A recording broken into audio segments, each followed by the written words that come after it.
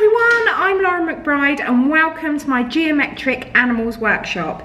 In this workshop I'm going to teach you how to use fine lines to create geometric animals on an ink watercolour background. I really hope you enjoy it, so let's get started.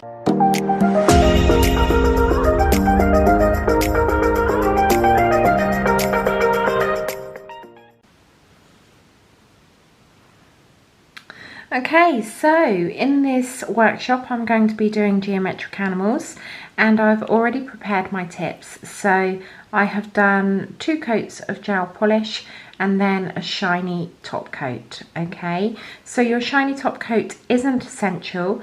You can just do 2 coats of gel polish and then wipe off the inhibition layer with your gel residue wipe off solution and a lint free pad on that second coat of gel polish. And obviously if we were doing this on a client, then we would have done our prep and our base coat and then 2 coats of gel polish and then our top coat, or like I've just said, wipe off that inhibition layer.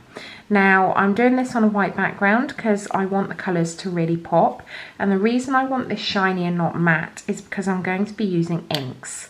So I'm just going to pop these to one side and I've got my inks already prepared. So I'm using a pink, a blue and also a purple, and then I've also got my clear ink which is going to help to bloom those inks and give the effect that I want.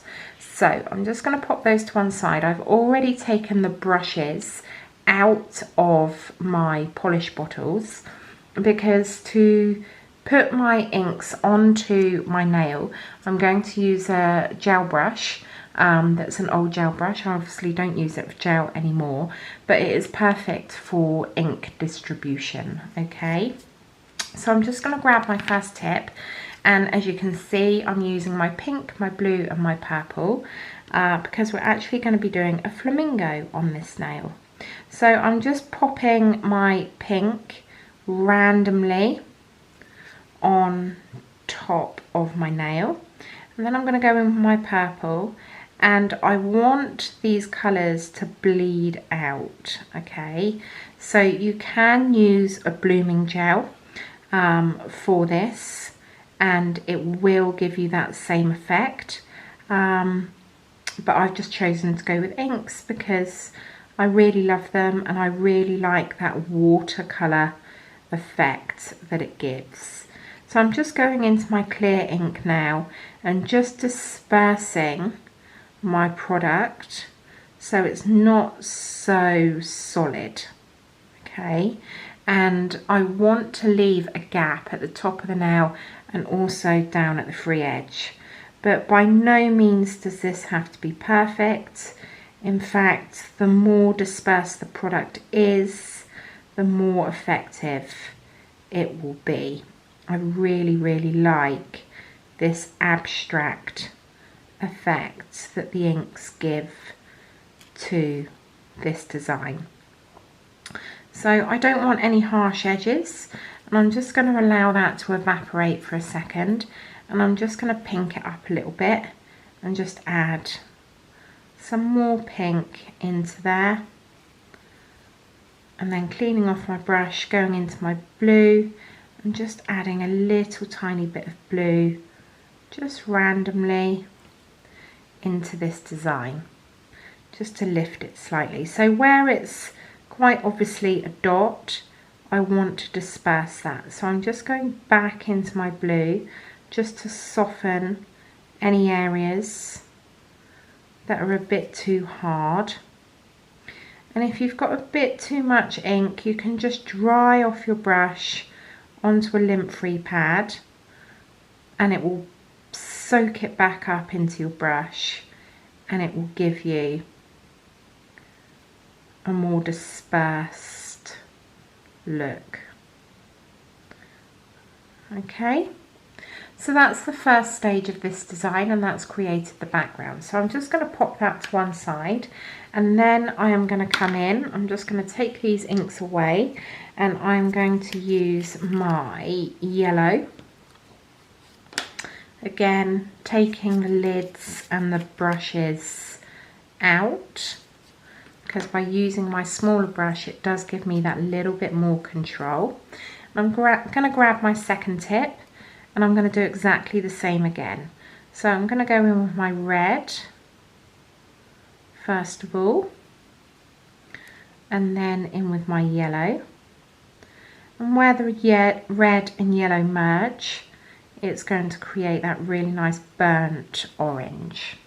Okay, so again, going in with my clear, just dispersing that product and making it really nice and random. And if there's too much product, just go in with a dry brush and soak it up just to remove that excess.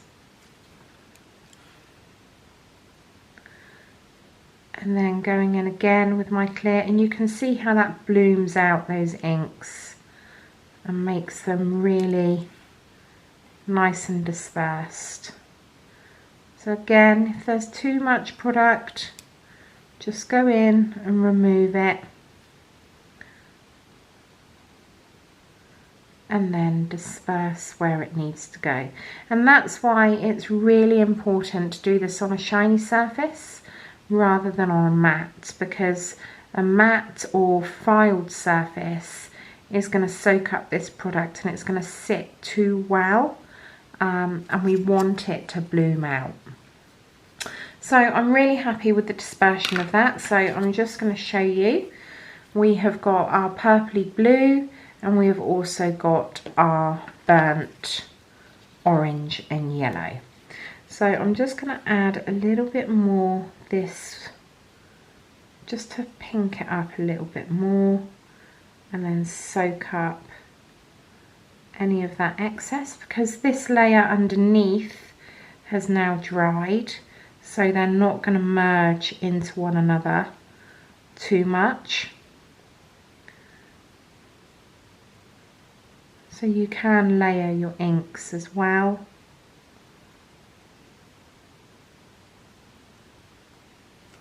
Okay, so that's the first stage of this design.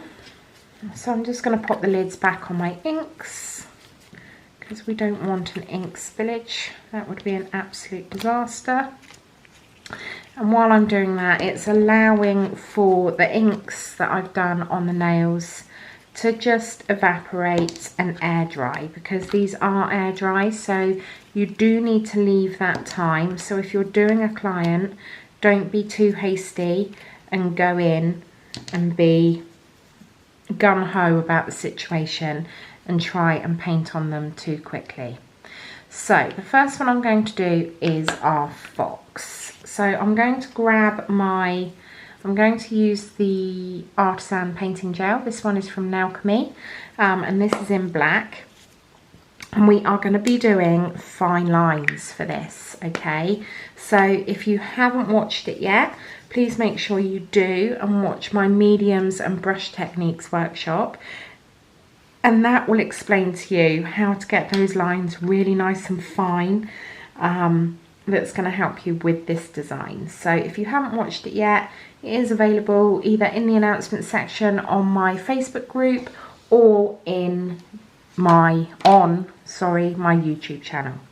So I'm going to use my Alchemy 000 ultra fine brush, so you can see this is super duper fine, and I'm going to go into my paint and load up my brush and make sure it's really nice and even. So the load of your brush is really important. So you can see here that there's no lumps, bumps or bobbles on my brush, and it's nice and even, and that's going to help us to have a really nice even line. So the first thing I'm going to do is come across here and just do a straight line. And what we're going to create is a triangle, quite an elongated triangle, because this is the center of our fox's face. Okay, so in your mind's eye, draw your center line down your nail and make sure that this point of his face here is on the center of your nail. Okay, and then I'm going to come down and do another line down this way, and then I'm going to marry that up with that bottom point. And again, letting the brush do the work for you.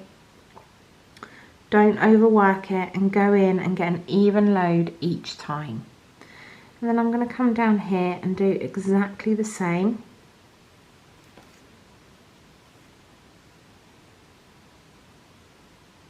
Now you can use a normal gel polish if you haven't got the artisans, but it just means that you would have to do a cure more often than if you're using the gel paint, because the gel polish is going to want to bleed out, which obviously we don't want to happen. So I'm just going to pop that in the lamp for a 30-second cure. So that's a half cure, because this is an artisan, so it does need 60 seconds. And while that's in, I'm going to crack on with my flamingo. So I'm going to come down here and do the neck of the flamingo first.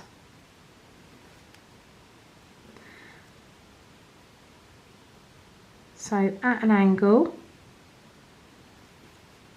okay, and then we've got a straight line coming up,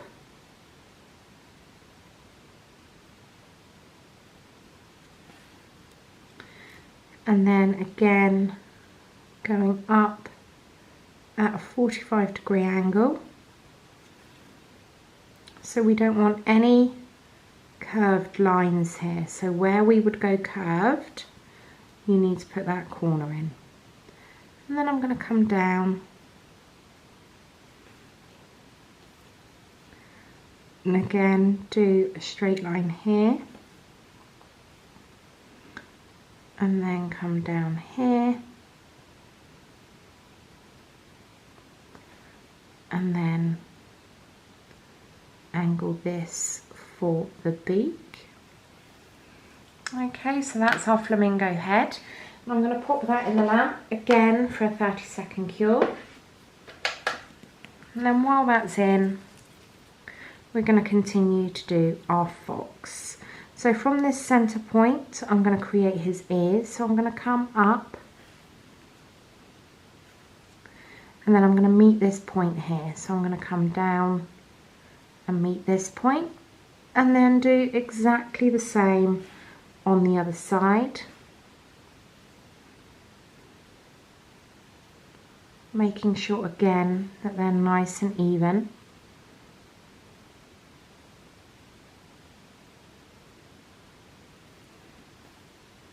And then I'm going to do a center line meeting this line here,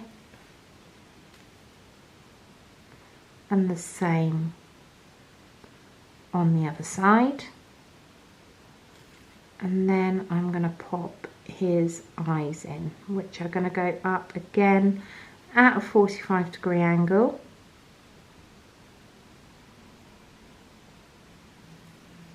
And I'm also going to pop his nose in, which is just on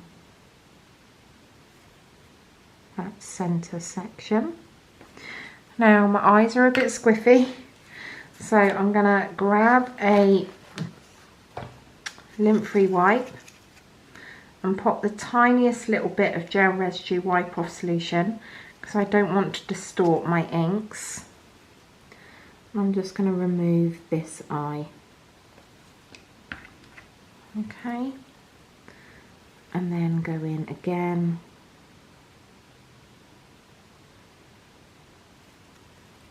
There we go, that's better. We haven't got a wonky fox now.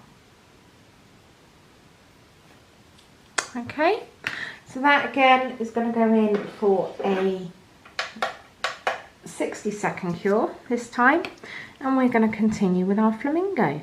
So I am now going to come from this line and come at a 45-degree angle down this way. Okay, and then I'm going to marry these two lines up.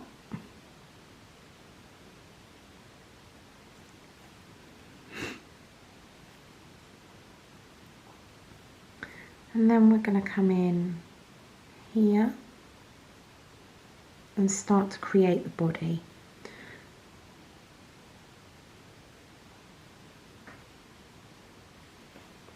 So we're going to create a tail feather here.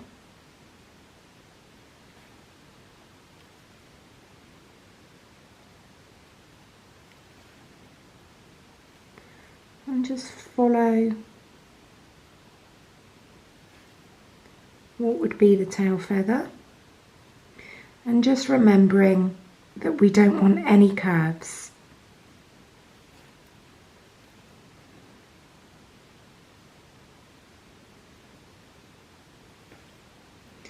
And then we're going to come in here. And then create the bottom of the body. And then marry this line up here with the neck. Okay. And then we're going to put in from this point his legs, and of course he's going to only be stood on one leg, so again from this point coming out and then coming, making a triangle, making sure that our lines are really nice and crisp when we come to that point. And I'm also just going to pop a foot in there. Okay, and while I'm here I'm going to pop a tiny little dot for the eye and also his beak. And there's our flamingo. So I'm just going to pop that in for a full cure. Now I'm just going to pop the fox's body in now. So again, we need to keep it really nice and angular, and he's going to be quite a short stumpy fox because I really want to get his tail in. So we're going to come down and do our triangles or half triangles, and then I'm going to come down here and marry this up,